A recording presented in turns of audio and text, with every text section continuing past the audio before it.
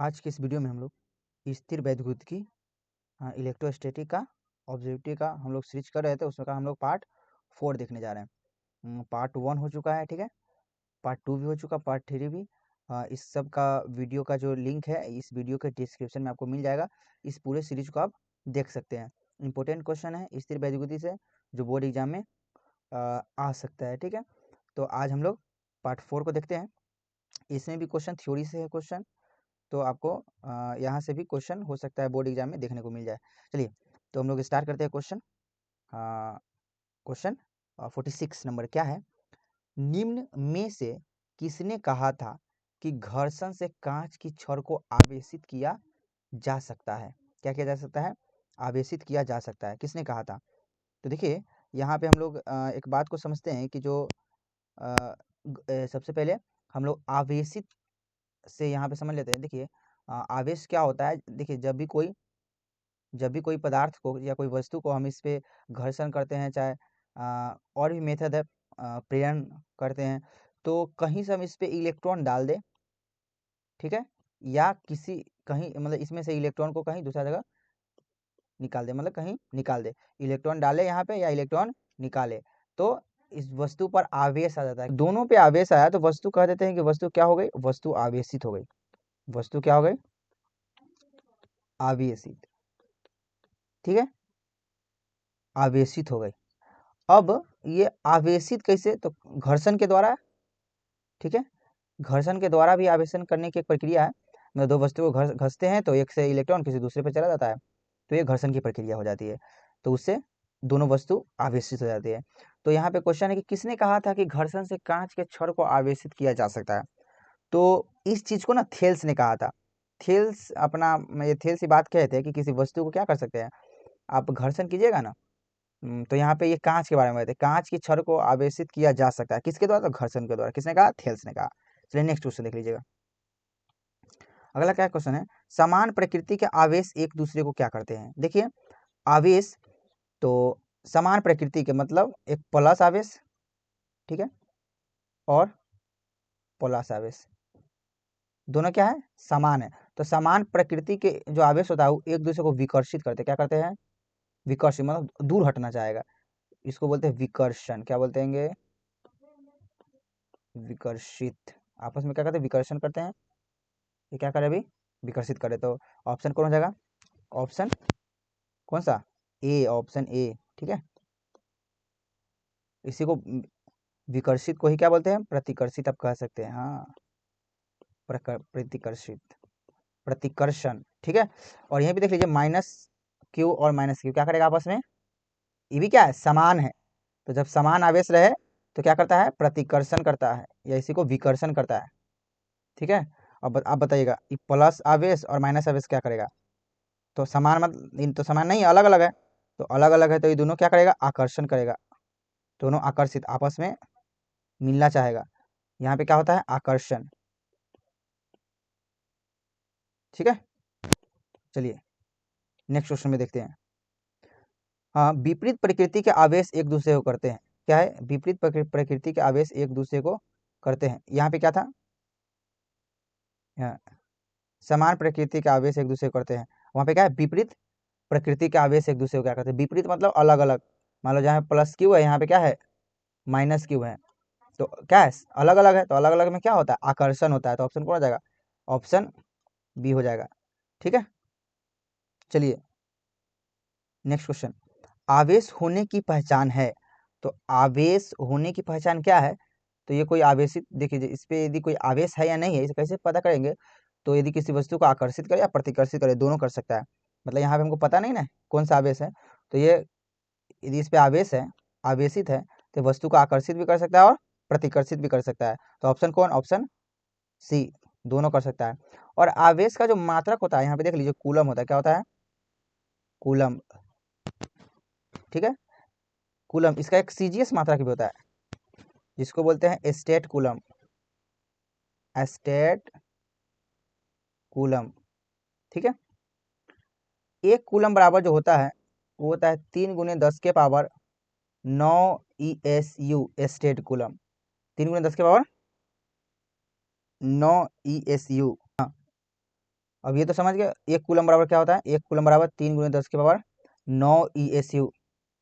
इसको देख लेना है, ठीक है, ये भी एग्जाम में आया हुआ है। यहीं से पूछ देता है 1 ESU बराबर कितना कूलम, तो बटा में आ जाता है 1/3 गुने 10 के पावर -9 कूलम, क्या है 9 कूलम। 1 ESU में कितना कूलम, 1/3 गुने 10 के पावर -9 कूलम, ठीक है। यहाँ से आवेश का पूछा जाता है कि बीमा क्या होता है, तो आवेश का जो बीमा होता है वो क्या होता है पता है आप लोगों को, AT होता है या IT होता है। और भी आवेश का और मात्रा क्या हो सकता है, तो फार्मूला यहाँ से आता है कहाँ से, तो I = Q/में T, यहाँ से Q = क्या होता है IT। तो देखिए यहाँ तक Q तो आवेश है, I × T, तो I का मात्रक हम लोग एम्पियर बोलते हैं, क्या बोलते हैं एम्पियर, और टाइम का मात्रक सेकेंड, ठीक है। तो क्या हो जाएगा, एक मात्रक आवेश का एक और मात्रक हो सकता है एम्पियर सेकेंड, सेकेंड को हटाइए, यहाँ पे मिनट लगाइए, मिनट, तो क्या हो सकता है एक और मात्रक एम्पियर मिनट। एग्जाम में एक और क्वेश्चन आया हुआ है कि आवेश का मात्रक है, तो वहाँ पे ऑप्शन दिया था एम्पियर घंटा, एम्पियर घंटा भी हो सकता है, महीना नहीं हो सकता, एम्पियर महीना भी लिख सकते हैं हम लोग, ठीक है। तो एम्पियर मिनट बोले, एम्पियर सेकेंड बोले, एम्पियर घंटा बोले, ठीक है, एम्पियर वर्ष बोले, तो ये सब किसका मात्रक है, ये सब आवेश का मात्रक है। चलिए नेक्स्ट क्वेश्चन देखते हैं हम लोग। क्वेश्चन क्या 50 नंबर, 1 कूलम आवेश में कितने इलेक्ट्रॉन होते हैं, 1 कूलम आवेश में कितने इलेक्ट्रॉन होते हैं। देखिए कोई वस्तु पर आवेश है, कितना है आवेश, तो सब मिला के 1 कूलम आवेश है, कितना है 1 कूलम आवेश। तो 1 कूलम आवेश जो होता है वो कितने इलेक्ट्रॉन के बराबर होता है, तो एक तो है याद करके रखे हुए हैं, जो याद होता है वो तो सही है, नहीं तो अभी हम निकालना भी आपको सिखा देंगे। तो जो होता है सबसे पहले हम बता देते हैं आपको, 6.25 × 10 के पावर 18 इलेक्ट्रॉन, ठीक है, 10 के पावर 18 इलेक्ट्रॉन होता है, मतलब 1 कूलम में कितना 6.25 × 10 के पावर 18 इलेक्ट्रॉन होता है, ऑप्शन ए। इसी को कैसे होता है, निकलता है कैसे, तो आवेश का क्वांटिमीकरण से निकलता है। Q = Ne फार्मूला हम लोग पढ़े होंगे, आवेश का क्वांटिमीकरण। यहाँ से इलेक्ट्रॉन की संख्या, नंबर ऑफ इलेक्ट्रॉन पता करना होगा ना, तो Q/में E फार्मूला आता है, ठीक है। इलेक्ट्रॉन की संख्या पता करना है कि कितने इलेक्ट्रॉन है, तो यहाँ पे आवेश कितना कूलम दिया हुआ है, 1 कूलम दिया हुआ है, और इलेक्ट्रॉन का आवेश तो जानबे करते हैं कितना होता है 1.6 × 10 के पावर -19 कूलम। तो यहाँ पे यहीं से पता करने के लिए आप लोग 1/में Q का जगह पे 1, और इलेक्ट्रॉन का आवेश E की जगह पे क्या 1.6 × 10 के पावर -19, इसको भाग दीजिएगा ना, तो क्या आता है 6.25 × 10 के पावर 18। क्या क्वेश्चन आ जाता है यहाँ से रिलेटेड, यहाँ से जो आता है क्वेश्चन वो हो सकता है ऐसे, I = Q/में T से फार्मूला से, यहीं से Q = क्या होगा IT। तो क्वेश्चन आता है 1 सेकेंड में किसी चालक तार में 1 एम्पियर की धारा बह रही है, तो बताइए कि उसमें कितना इलेक्ट्रॉन बह रहा होगा, ठीक है। तो ये इलेक्ट्रॉन कितना ही आता है, सब यहाँ पे वैल्यू रखिएगा, Q = I की जगह पे 1, टाइम की जगह पे भी 1, तो Q = कितना आता है 1 कूलम आता है, तो 1 कूलम में कितना इलेक्ट्रॉन, इतना इलेक्ट्रॉन, ठीक है। ऐसे भी क्वेश्चन बन के पूछा जा सकता है। चलिए नेक्स्ट क्वेश्चन देखिए,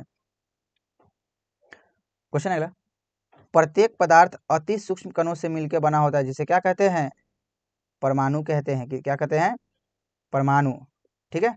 और परमाणु कैसा होता है, कहा जाता है कि गोलाकार होता है, ठीक है, और इलेक्ट्रॉन चक्कर लगाते रहते हैं।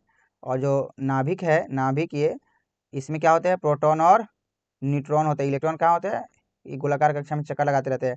और नाभिक पे धन आवेश होता है, कैसा होता है धन आवेश, धन आवेश किसके कारण होता है, तो प्रोटॉन के कारण कैसा होता है धन आवेश होता है, धन आवेशित, किसके कारण प्रोटॉन के कारण, ठीक है। न्यूट्रॉन पे तो कोई आवेश नहीं होता है, इलेक्ट्रॉन पर माइनस आवेश होता है। चलिए नेक्स्ट क्वेश्चन, अगला क्वेश्चन क्या है, परमाणु का नाभिक बना होता है, नाभिक बना होता है किससे मिलके, तो अभी पर है जो परमाणु है उसका जो नाभिक है वो किससे मिलकर बना हुआ है, तो प्रोटॉन और न्यूट्रॉन से मिलके, ऑप्शन कौन हो जाएगा option C. Next question, proton होता है, तो प्रोटॉन कैसा होता है, तो प्रोटॉन धनात्मक होता है। देखिए इलेक्ट्रॉन कैसा होता है ऋणात्मक। प्रोटॉन कैसा होता है? धनात्मक। न्यूट्रॉन कैसा होता है? इस पे कोई आवेश नहीं होता है, शून्य होता है, अनावेशित होता है, अनावेशित। ठीक है, इस पे कोई आवेश नहीं होता है। नेक्स्ट क्वेश्चन, बल रेखा की दिशा होती है। अब बल रेखा कहते किसको है? तो इसे विद्युत क्षेत्र रेखा भी कह सकते हैं। ठीक है, तो इसकी दिशा किधर से किधर होती है? तो समझिए पहले, बल रेखा ये क्या है? आवेश है। क्या है ये? कोई प्लस क्यू आवेश है, तो इसके चारों ओर एक क्षेत्र उत्पन्न होता है। क्या होता है? क्षेत्र, जिसको हम लोग क्या बोलते हैं? विद्युतीय क्षेत्र। क्या बोलते हैं?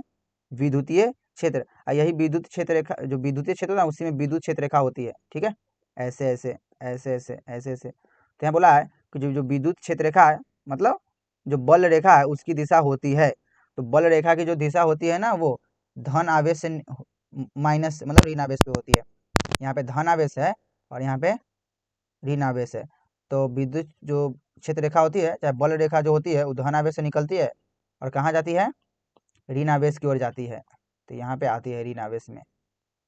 ठीक है, ऋण आवेश में आती है, धन आवेश से निकलती है, ऋण आवेश में जाती है। नेक्स्ट क्वेश्चन, बल रेखा की अवधारणा किसने दिया था?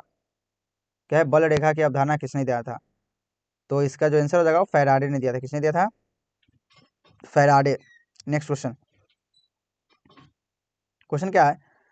क्यू कूलम्ब आवेश को वी वोल्ट विभवांतर से गुजारा जाता है तो किया गया कार्य होगा। क्या है? क्यों कूलम्ब आवेश को वी वोल्ट विभवांतर से गुजारा जाता है तो किया गया कार्य होगा। तो ये तो विद्युत विभव से होता है। विद्युत विभव का फॉर्मूला क्या होता है? V equal to W upon में क्यू। तो यहाँ से W इक्वल टू क्या हो जाएगा? क्या हो जाएगा? क्यू भी।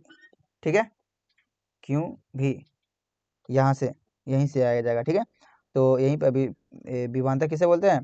तो प्रत्येकांक आवेश को किसी एक बिंदु से दूसरे बिंदु तक लाने में ये किया गया कार्य को ही विभवांतर कहते हैं। तो यहीं से V इक्वल टू फॉर्मूला होता है डब्ल्यू अपन में क्यू, यहीं से W इक्वल हो जाएगा क्यू भी। ठीक है, नेक्स्ट क्वेश्चन, यहीं से आप लोग यहाँ पे विभवांतर, विभवांतर का मात्रक क्या होता है? पता है कुछ? विभवांतर का मात्रक, विभवांतर का मात्रक क्या होता है? तो विभवांतर का मात्रक होता है वोल्ट। क्या होता है? वोल्ट। ठीक है, और मात्रक क्या लिखा जा सकता है? तो एक और भी या में मात्रक लिखा जा सकता है। यहाँ से निकलेंगे हम लोग। कार का मात्रक होता है जूल और आवेश का मात्रक होता है कूलम। जूल बटा में कूलम, तो यहाँ पे बोल सकते हैं जेसी इनवर्स। क्या बोल सकते हैं? Joule coulomb inverse. चलिए, कार का मात्रक आप लोगों को पता है? कार का मात्रक, कार का मात्रक क्या होता है? एक तो जूल होता है। क्या होता है? जूल। एक और भी मात्रक लिखा जा सकता है यहाँ पे। क्या है? क्या लिख सकते हैं? इसका आवेश का कूलम और इसका वी का वोल्ट। तो यहाँ पे कूलम वोल्ट भी लिखा जा सकता है। ठीक है, आवेश किसका? कार का मात्रक। यहाँ से देखिएगा। ठीक है, यहाँ पे जूल रहने दीजिए। बीमा पता है क्या? बीमा भी यहाँ से इंपॉर्टेंट है। हाँ, विभवांतर का बीमा क्या आता है? ठीक है, याद कर लीजिएगा। होता क्या है? कुछ पता है क्या बीमा का? देखिए यहाँ बताते हैं। जो कार का जो बीमा होता है, यहाँ से हम लोग निकालेंगे। कहाँ से? तो यहाँ से देखिए, यहाँ से निकालते हैं बीमा। तो यहाँ से निकालेगा, कार का बीमा होता है M L square T inverse 2, और यहाँ से आवेश का बीमा होता है ए टी। तो यहाँ से विभवांतर का पूरा निकल जाएगा बीमा M L square T inverse 3 A inverse, मतलब टी ऊपर जाएगा तो टी इनवर्स 3, ए ऊपर जाएगा तो ए इनवर्स। तो यह जो बीमा है वो किसका है? वो है आपका विभवांतर का बीमा। याद करके रखिएगा, एग्जाम में क्वेश्चन आया हुआ है। चलिए नेक्स्ट क्वेश्चन देखते हैं। क्या है?